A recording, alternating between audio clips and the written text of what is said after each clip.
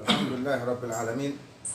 Wassalatu wassalamu ala asyrafil anbiya'i wal mursalin sayyidina wa maulana Muhammad khataman nabiyyin wa ala alihi wa sahbihi ajma'in, amma ba'du.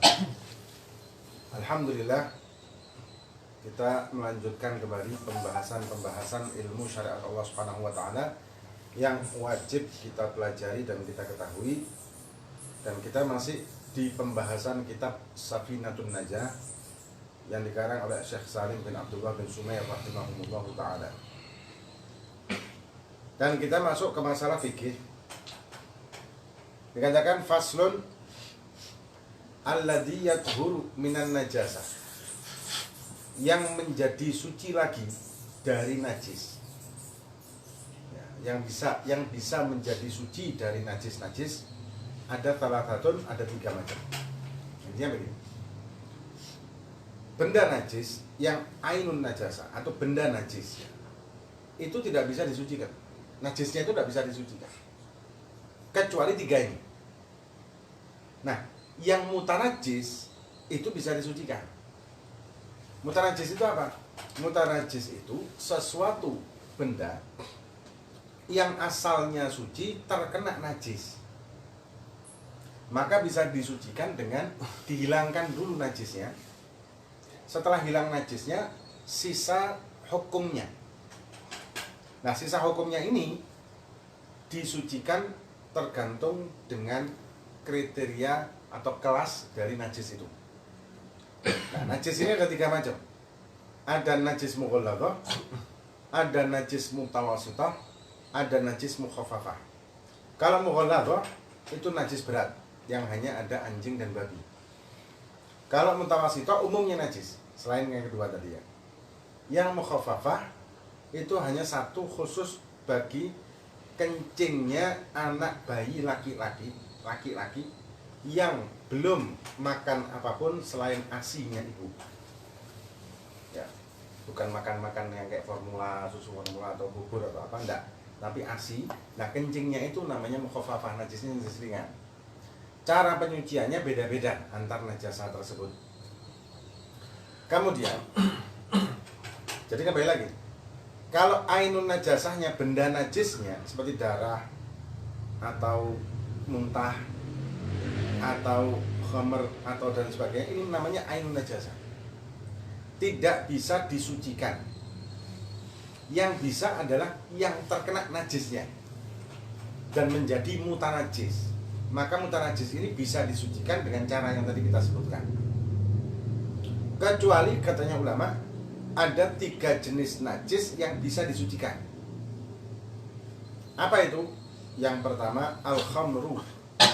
Yang pertama khamr. Khamr ini minuman keras terbuat dari macam-macam ya, bisa dari kurma atau dari anggur atau dari gandum mungkin atau dari apa-apa. Itu bisa, itu najis kan? Khamr itu najis. Khamr itu bisa suci lagi idza takhallalat binafsiha, kalau berubah menjadi cuka dengan sendirinya. Karena setelah proses dari khamr itu berubahnya akan menjadi cuka. Dengan pembiaran akan menjadi cuka. Kecuali diperam ya, dipendem. Nah, itu tetap menjadi khamr kan? Tapi kalau dibuka, ketika dibuka tersebut nanti dia akan berubah sendiri kimianya, dia akan berubah menjadi cuka. Nah, cuka halal. Cuka itu halal, bahkan obat cuka. Nah, khamrnya najis dan haram.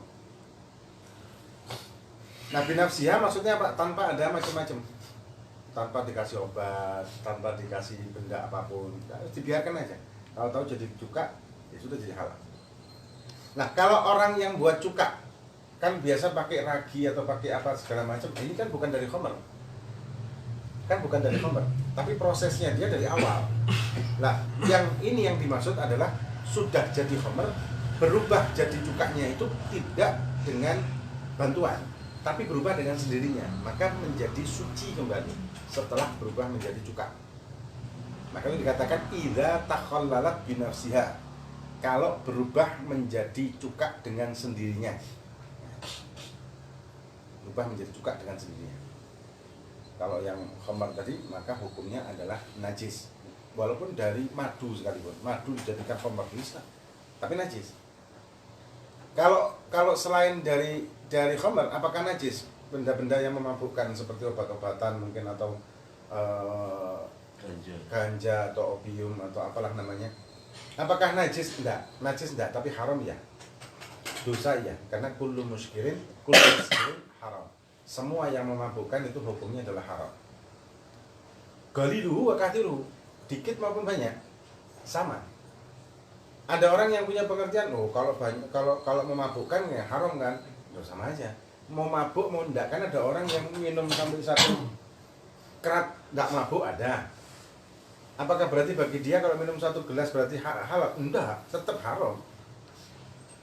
Walaupun dia enggak mabuk dengan minum satu gelas tetap haram. Ya. Atau orang yang minum obat misalkan atau ganja, kalau saya ganja satu leteng enggak akan mabuk, terus haram enggak? Tetap haram. Walaupun dia karena sudah, kalau bahasa Jawanya ini sudah kulino, ya sudah apa? Hah? Sudah kebiasaan, jadi dosisnya kan tambah ya. Kalau sudah kebiasaan kan boleh tambah. Dulu pertama-tama mungkin 1 kali isapan sudah mabuk, 2 kali, 3 kali sampai 1 leteng, sampai 2 leteng, sampai 3 leteng. Nah, ini tetap tidak menjadikan halalnya dia menghisap yang tidak menjadikan dia mabuk. Tetap tidak berubah keharamannya. Tetap haram. Mau dikit, mau banyak, mau mabuk, mau enggak, pokoknya yang memabukkan itu minuman atau makanan atau benda apapun, maka hukumnya adalah haram. Kalau najisnya yang khamr aja. Khamr itu najis. Kemudian yang berikutnya, yang kedua. Dan hukum khamr bagaimana? Hukum khamr ini, hukum khamr, kalau dimiliki oleh orang muslim, ya, ada orang muslim bikin khamr atau mendistribusikan khamr atau menjualnya atau meminumnya, maka hukumnya haram dan dosa dan wajib untuk dibuang. Wajib dibuang. Tapi kalau orang kafir yang bikin, mereka yang bikin, mereka yang jual, mereka yang beli, mereka yang minum, itu terserah. Karena itu urusan mereka, ya, bukan urusan kita. Tapi kalau ada orang muslim yang melakukan itu, maka wajib dibuang. Itu kalau hukum Islam. Hukum Islam. Jadi apa? Kita tidak peduli dengan orang lain, sama tidak merugikan kita dan tidak mengajak kita untuk melakukan kemungkaran yang sama, maka lakum dinukum waliyadin, karena dalam agama mereka khamr itu halal. Kalau bagi kita kan haram, bahkan bagi agama-agama tertentu khamr itu merupakan ritual. Kalau bagi kita haram, mutlak sudah haram, bagaimanapun tetap haram. Nah, maka itu kalau ada orang kafir yang bikin khamr tidak boleh diganggu. Selama dia tidak jual sama kita. Cuma masalahnya di Indonesia apa gitu? Ya. Kadang yang bikin orang kafir, yang beli orang kita. Pegawainya orang kita juga lagi ya? Orang muslim. Alhasil. Kemudian jadi kalau sudah berubah jadi cuka, maka hukumnya adalah halal. Kemudian yang kedua, wajildul maitati idza tubiha. Yang kedua, kulitnya bangkai seekor binatang. Kalau dia mati, binatang, kalau dia mati bukan dengan sembelihan, maka seluruh bagian tubuhnya menjadi najis. Kulitnya, bulunya, tanduknya, kukunya, dagingnya, lemaknya, tulangnya, semuanya menjadi najis. Kecuali ikan dan belalang. Ikan tidak perlu disembelih, meskipun gede, kayak paus misalnya, disembelih tidak perlu, mati kita ambil dagingnya boleh. Semua jenis ikan yang hanya hidup di lautan atau di air, maka hukumnya halal bangkainya. Yang kedua, belalang. Semua jenis belalang, pokoknya yang tidak beracun, maka halal bangkainya. Walaupun tanpa disembelih, kita kumpulkan, kita goreng boleh. Kalau selain serangga yang selain belalang haram, seperti tawon, laron, kumbang mungkin ya, ini haram semua. untuk dimakan. Kecuali belalang ya, satu-satunya serangga yang boleh dimakan dan halal. Nah, kemudian yang kedua, binatang yang disembelih dengan sembelihan binatang yang halal dimakan dan disembelih dengan sembelihan syariat. Halal dimakan, disembelihnya dengan sembelihan syariat. Maka seluruh bagian tubuhnya kecuali darah dan kotoran ini suci. Kulitnya suci, boleh dimakan malah. Tulangnya, dagingnya, lemaknya, semuanya. Kecuali darahnya tetap haram, ya, darah najis. Atau kotorannya juga tetap haram karena najis. Itu kalau binatang yang halal dimakan dan disembelih dengan sembelihan secara syariat. Yang ketiga, binatang yang haram dimakan walaupun disembelih dengan sembelihan syariat tetap menjadikan najis. Misalkan nyembelih apa namanya? Misalkan orang itu nyembelih binatang seperti yang haram dimakan. Contohnya yang haram dimakan seperti apa? Kalau babi dan anjing itu sudah mutlak haram walaupun disembelih dengan sembelihan syariat. Atau misalkan yang haram kucing ya, kucing. Menyembelih kucing. Tetap haram dan menjadi najis. Atau yang keempat, disembelih binatang yang halal dimakan tapi disembelihnya bukan dengan maksud dan tujuan karena Allah, tapi untuk persembahan-persembahan dan ritual-ritual yang tidak sesuai dengan aturan syariat. Misal untuk persembahan, kepalanya untuk dilarung di lautan, tanam atau ditanam, nah, buat tumbal atau apa. Ini walaupun binatang itu halal dimakan seperti kerbau mungkin, tetap menjadikan bangkai, jadi haram dimakan keseluruhannya. Gitu. Kalau mau bikin selamat sebetulnya sembelih kambing dengan niatan bikin tasyakuran. Setelah nyembelih kambing diolah, dimasak, undanglah orang-orang banyak bikin maulid, dihidangkan itu, sajikan itu halal. Itu cara itu tolak balak seperti itu dengan sodako, bukan dengan dibuang-buang seperti itu. Ini hukumnya haram. Nah, kemudian kembali lagi.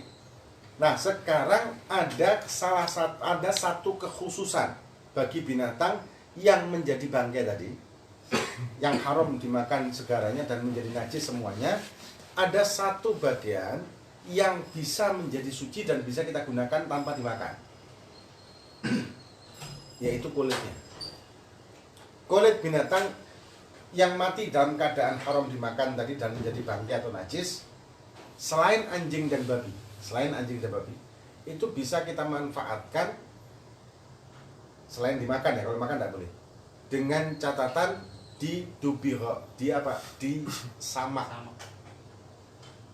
Misalkan kulitnya buaya, kulitnya macan, kulitnya beruang mungkin.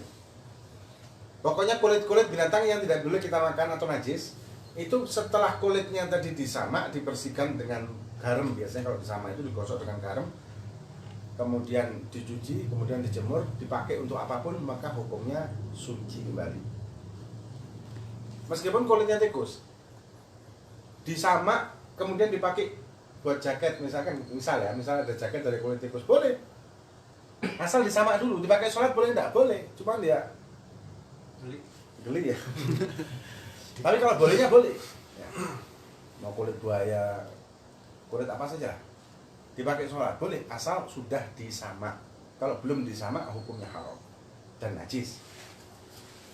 Maka itu dikatakan di sini salah satu dari 3 yang benda itu asal najis, cuman bisa disucikan bendanya, benda najisnya. Dan yaitu adalah wajildul maitati, kulitnya bangkai, ida dubiro, kalau disamak. Dan samak itu macam-macam caranya, ada biasanya umumnya samak itu dengan garam.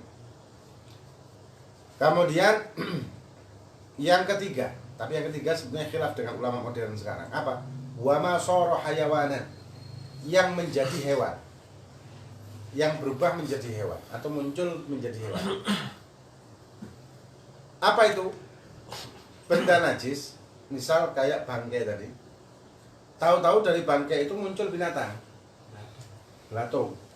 maka belatung itu suci, tidak najis.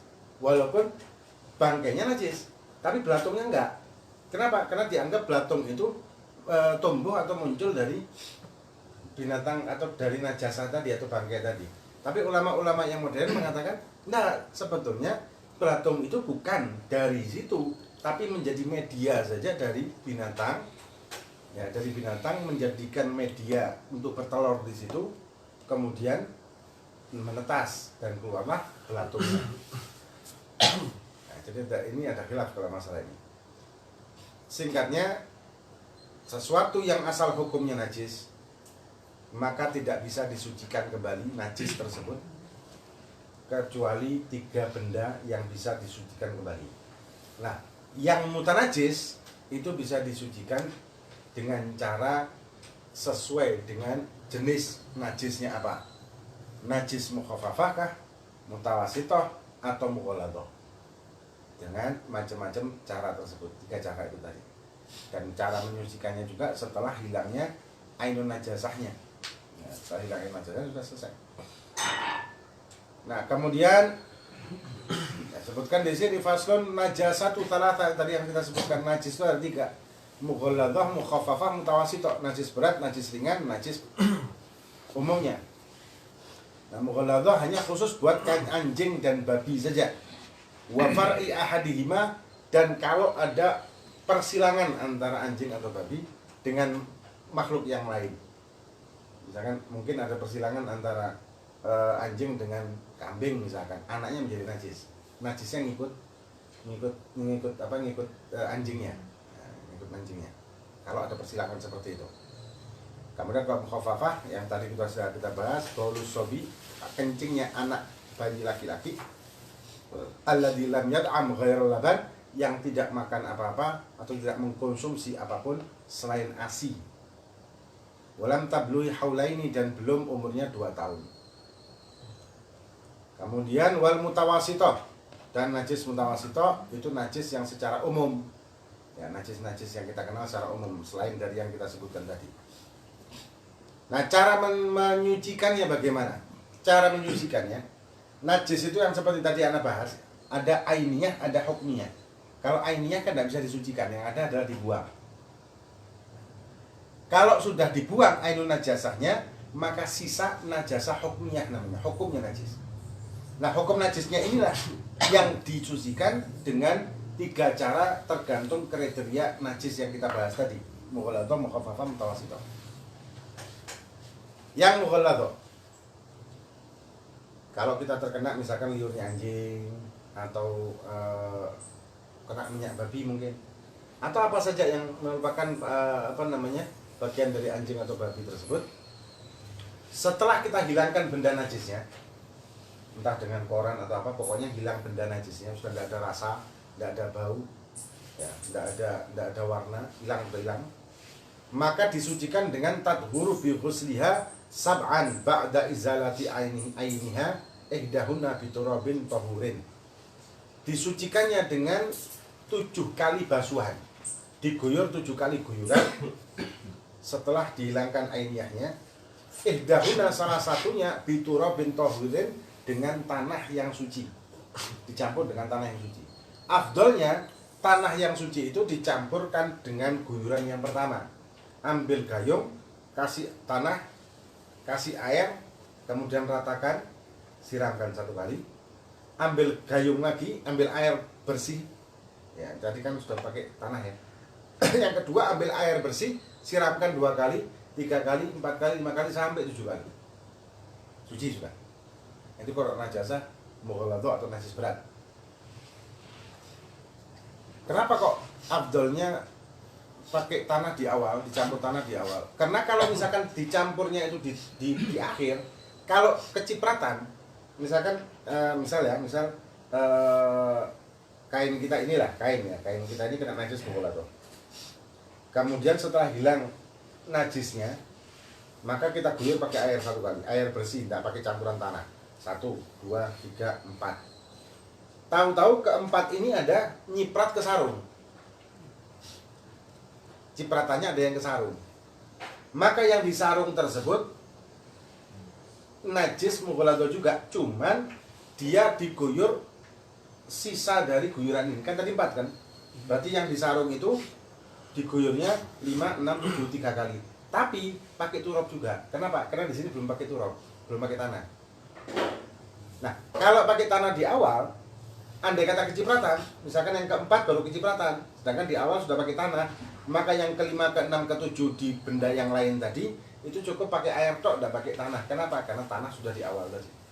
Kalau yang di sini diteruskan sampai 7. Paham maksudnya?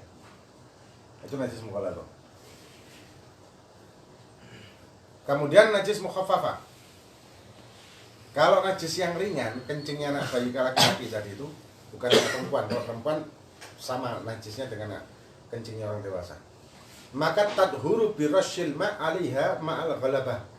Maka cukup setelah dihilangkan najisnya tadi, kencingnya dihilangkan, cukup dicipratin aja di tempat najis itu sampai merata, sampai menyeluruh. Pokok dicipratin, tidak usah diguyur, tidak apa-apa. Pokok dicipratin aja, selesai. Setelah dihilangkan ainun najasahnya atau benda najisnya, itu mukhaffafah. Kalau mutawasithah tanggosim kismaini ainihi wa hukmiyah. Al-aini alladzi laha launun aw rihun aw ta'mun fala budda min izati launiha wa rihiha wa ta'miha. Tadi kita sudah bahas. Wa hukmiyah alladzi la launa laha wa la riha wa la ta'ma yakfi jaryul ma' 'alaiha. Cukup diguyur 1 kali. Itu kalau najis mutawasithah setelah dihilangkan ainun najasahnya. Kalau ainun najasahnya tidak dihilangkan, maka bisa meratakan najis itu. Contoh, anggap musola, ada anak kecil kencing, ya, anak sudah ngompol di situ, anak umur 3 tahun, 4 tahun, yang bukan termasuk najis mukhaffafah, ngompol di situ. Kebanyakan orang-orang terus ngambil ember, diguyur langsung kencingnya tadi, terus di spet terus sampai keluar. Airnya itu keluar ke halaman. Ini menjadikan najisnya rata. Kenapa? Karena ketika najisnya tadi, benda najisnya tadi terkena air, maka menjadikan air yang menyentuh dia, menjadikan air itu mutanajis. Terus dipelkan ke masjid, najis. Rata najisnya. Terus bagaimana? Hilangkan dulu kencingnya. Setelah hilang kencingnya, pakai koran kah, pakai apakah, hilang, baru kemudian diguyur 1 kali. Nah, sisa guyuran air itu tadi bukan mutanajis tapi mustakmal, air yang telah digunakan. Nah, kayak gini cukup disepet aja sampai keluar dari masjid, tidak apa-apa. Itu caranya. Banyak yang salah kaprah masalahnya. Itu cara untuk mensucikan najis. Dan najis itu sendiri ada najis yang ma'fu, ada yang tidak ma'fu di dalam sholat. Kalau ma'fu itu apa maksudnya? Ma'fu itu berarti dimaafkan atau dimaklumi atau diperbolehkan dan sah sholatnya dengan najis tersebut, yaitu darah yang sedikit. Kalau di baju dan badan kita ada darah ketika kita sholat, keluar darah tanpa sengaja, dan darah itu sedikit, tidak melebar dan tidak menetes, dan itu darah kita sendiri, maka sholat kita tetap sah. Tapi kalau darah itu di air, 1 tetes saja dan airnya kurang dari 2 bulah, maka menjadikan mutanajis air semuanya tersebut dengan darah kecil. Beda dengan bangkai binatang yang kecil, seperti bangkai semut. Pokoknya bangkai binatang ini tidak ada darahnya, seperti semut, mungkin cecek atau kumbang atau lalat. Kalau mati di air yang kurang dari 2 bulah, maka tidak menjadikannya najis, kecuali kalau merusak warna, bau, dan rasa dari air tersebut, maka jadi najis. Tapi kalau di pakaian kita atau di badan kita ketika kita sholat, maka batal sholat kita. Habis assalamualaikum, dilihat di sakunya ternyata ada bangkai semut, batal. Sholat kita batal. Nah, ini sedikit banyak tentang masalah najis. Benda najis yang bisa menjadi suci dan kemudian jenis-jenis najis dan cara mensucikannya. Nanti akan kita bahas. Insyaallah, moga-moga bermanfaat bagi kita. Ada yang mau tanya? Ada pertanyaan? Narkoba itu najis apa enggak? Narkoba itu kalau bukan khamar tidak najis, tapi haram.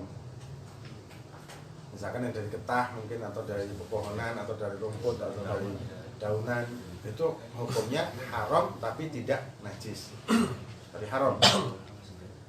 Kalau ini produk makanan, biasanya yang kayak cap orang tua itu kan, yang utamanya kan intisari alkohol tuh ya. Kalau ada khamrnya, ada alkoholnya tetap najis. Ya, cuma terus dia memproduksi makanan lain gitu, kayak bumbu masak, indomie gitu kan, itu gimana? Berarti jadi subhat. Itu subhat. Satu label kan kita nggak tahu apakah campur bikinnya atau tidak, kan kita nggak tahu. Maka yang mending lebih selamat untuk kita tidak memilih itu. Nah, untuk hati-hati lah, untuk hati-hati. Walaupun hukumnya apakah dosa, enggak. Misalkan ada perusahaan yang memang bikin minuman keras, tapi dia juga bikin bumbu. Ya, yang di situ ditulis halal. Ada jelas ada halalnya. Tapi karena dia punya perusahaan yang sama untuk bikin khamr, ini jadi subhat nantinya. Nah kalau subhat ya mending enggak usah lah, daripada resiko. Jelas. Enggak jelas. Ya kan bukan haram, iya bukan haram tapi subhat. Kita jangan meringankan subhat. Kenapa? Kalau kita meringankan atau ngentengkan subhat, lama-lama kita melakukan haram nyantai aja. Karena terbiasa tidak hati-hati, tidak jaga-jaga. Ada lagi? Kalau tadi masalah najis, misalnya di masjid gitu, kita membersihnya pakai kain itu kan jadi merata gitu. Pada saat kita nggak tahu, di situ nggak masalah kan gitu.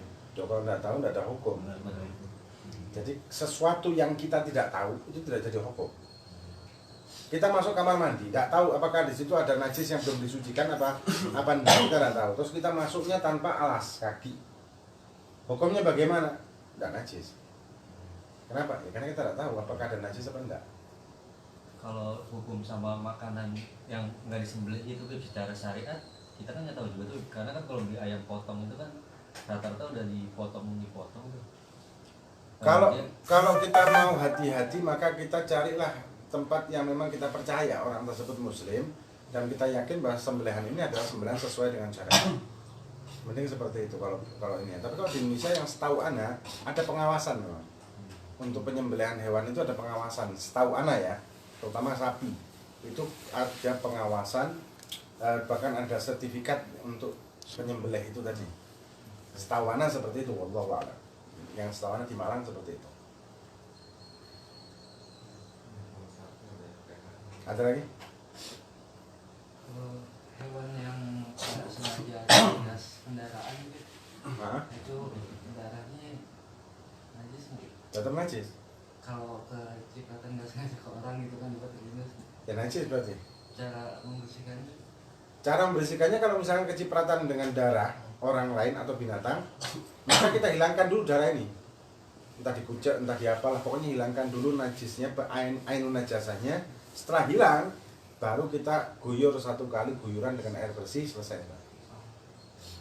Tapi kita hilangkan entah itu dikerai atau apalah. Ya, Nodanya pakai dulu ya, Bib. Hah? Nodanya dulu berarti dihilangin ya. Iya, benda najisnya dulu dihilangkan. Setelah benda najisnya dihilangkan, baru dihilangkan hukumnya. Ya, dihilangkan hukumnya. Bendanya sudah dihilangkan, baru hukumnya yang dihilangkan. Ada lagi?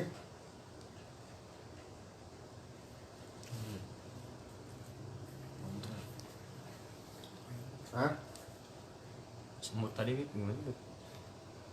Kalau bangkai semut, bangkai binatang yang kecil, semut atau lalat atau apalah pokoknya yang kecil yang tidak ada darahnya, itu kalau masuk di air kurang dari 2 kulah air sedikit, maka tidak menjadikan najis air tersebut. Jadi airnya tetap suci, boleh kita minum, boleh kita pakai wudhu juga boleh, asal tidak berubah warna dan rasa dan baunya. Kalau berubah ya maka menjadi najis. Tapi kalau ada di badan kita atau di baju kita ketika kita sholat, maka tidak sah sholat kita.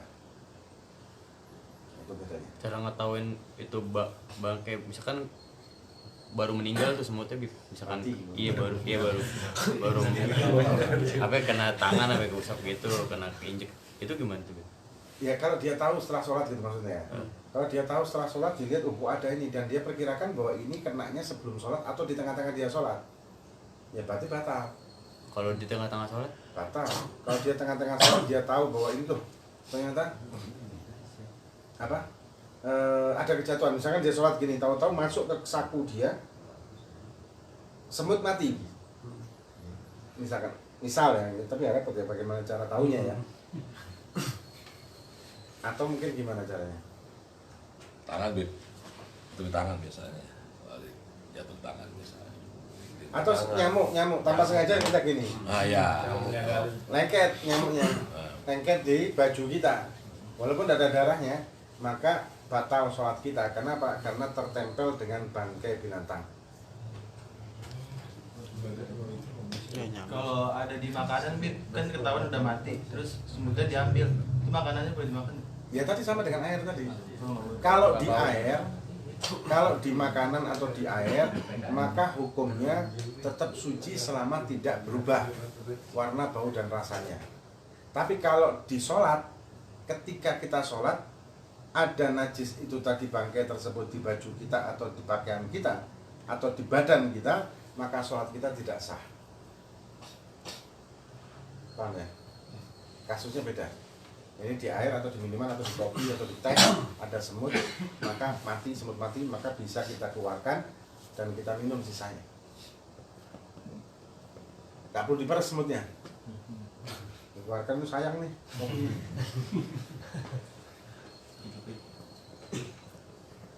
Ada lagi?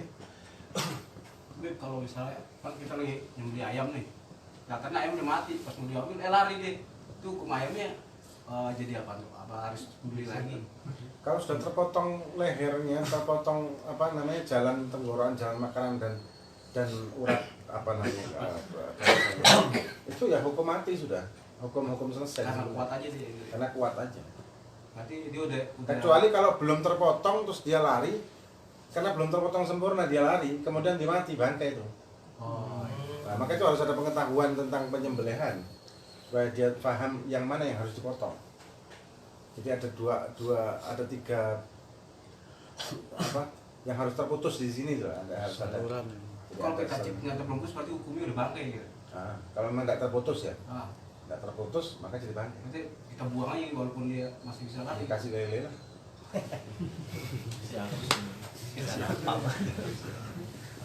Lelenya hukumnya gimana kalau makan bangkai? Kalau lele makan najis, maka boleh kita konsumsi setelah kita karantina dengan air bersih dan makanan yang bersih. Karantina sekian lama, mungkin 3 hari, 4 hari, 7 hari lah, baru boleh kita konsumsi. Sama kayak ayam. Ayam kalau makan najis, maka tidak bisa langsung kita makan. Kita karantina dulu, baru kemudian boleh kita konsumsi. Kita sembelih kemudian kita konsumsi. Berarti di warteg nggak boleh makan lele. Kenapa? Berarti di warteg nggak boleh makan lele, Bib ya? Ya, kenapa? Kenapa nggak boleh? Ya itu tadi mesti dikarantina. Makan telur mulu, Makan telur mulu ya. telur gorengan gitu. Nah, kalau biasanya itu kan dikarantina dulu sebelum dijual. Biasanya kan Puasain enggak, dulu dia. baunya lain. Dipuasain. Amis ke Ya Biar bau bersih dulu, aneh. tanah. Mau tanah. Bau tanah lah, bau apa segala macam. Kalau Malah di hukum speed. berburu tuh gimana Bib? Kalau misalnya kita tombak, misalnya dia mati sebelum kita sembelih gitu, Boleh. Kalau berburu boleh dengan panah atau dengan dengan apa? niat Bib. Ya. Kalau berburu Berarti lain. hukumnya hewan buruan gitu. Boleh dimakan. Asal binatangnya halal dimakan ya. Seperti rusa atau apa. Tapi ketika masih bergerak harus cepat-cepat langsung disembelih. Nah kan kalau kadang-kadang berburu pakai anjing nih buat petani daerah gitu. Pas udah kena kan yang ini anjingnya biasanya tuh yang gigit duluan kadang-kadang. Makanya bagian yang digigit anjing itu dipotong, kasihkan anjingnya, sisanya kita makan. Oh gitu. Itu seperti dikatakan di kitab Yanatol itu. Ada lagi? Kita tutup Fatihah aja ya. Nanti kita lanjut. Fatihah benar-benar. Atau Nabi Al-Fatihah. صراط الذين أنعمت عليهم غير المغضوب عليهم ولا الضالين آمين بحق الفاتحة وأصحاب الفاتحة وبركات الفاتحة إنك بأنك سمعني وتب علينا إنك تبارك المستعان بنا وقنا عذاب النار والعافية والرحمة والعافية يا أرحم الراحمين وصلى الله على سيدنا محمد وعلى آله وصحبه الحمد لله رب العالمين